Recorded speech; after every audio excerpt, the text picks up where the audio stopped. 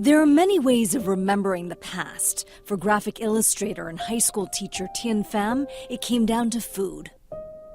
When we were younger, my mom and dad were always working. We never saw them. It was a way of them connecting with us because I would come home from school, they would not be home, but there would be food laid out on the table. That was like my mom like writing me a note saying, hey, welcome home from school, or I thought about you, here's your dinner for tonight. Tien's book, Family Style, is a heartfelt story that starts with his family's exile from Vietnam after the end of the war and adapting to his new life in the United States. I was preparing for whatever story I write to be very sad. My dad was describing the refugee camps, about how there was no food and no water. And I said, Dad, that's gotta be the worst time of our lives. And he said, no. He said, that was the best time of my life. And I said, what?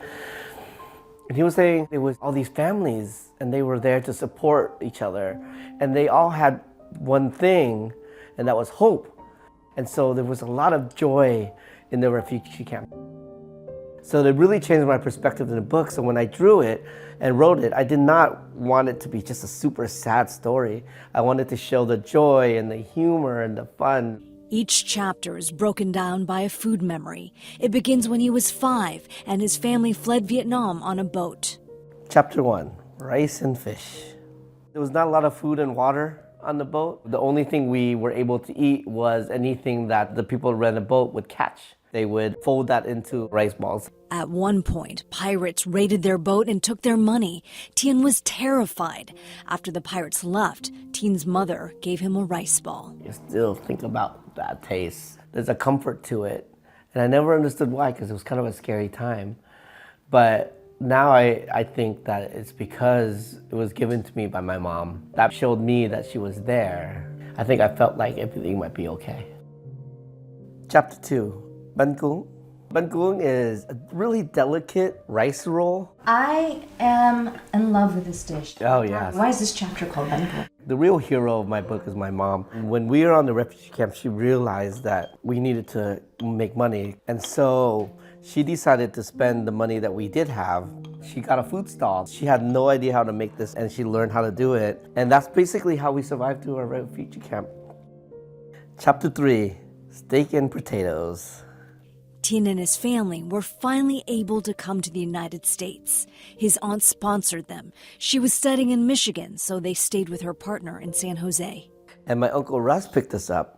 And so he didn't really speak Vietnamese. He doesn't know very much about Vietnamese culture, but he wanted us to really love America. He was like, I'm gonna cook them the most indulgent meal that he could possibly cook, which was a steak. I started gobbling it up and I just loved it so much.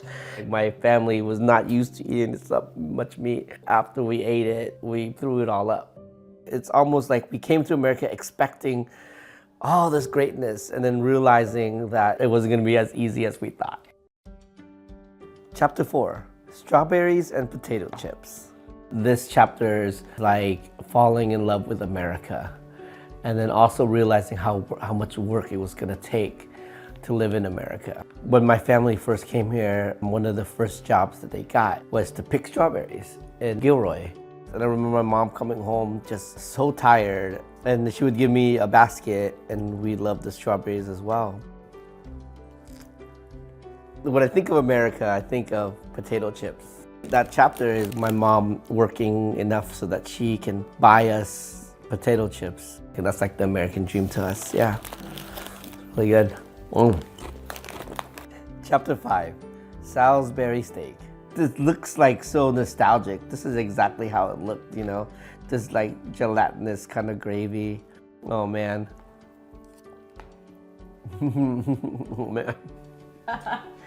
This is my first food memory from going to school. And I remember eating it and thinking, this is the worst. When you look around and you see that all the other students are eating it, you have the sense that, is this what it takes to be American? This was at the same time I was struggling to learn English. I remember really saying, I have to learn to like this food. I have to learn to speak the language. And this was like my acceptance of being in my new home. Chapter 6, ham and cheese croissant. My parents both got laid off at the same time. They were assemblers for tech. And they decided they were going to look for a business to run. And then one day my dad saw this little French bakery. Croissants saved us. The French bakery saved our family. I still eat ham and cheese croissants a lot. I love it, love it so much. Chapter 7, Cầm Tăm Đặc Biệt. This chapter, I'm already in high school. That scene where my mom makes me bánh cuốn and I throw it in the trash, that was me. Basically rejected my heritage.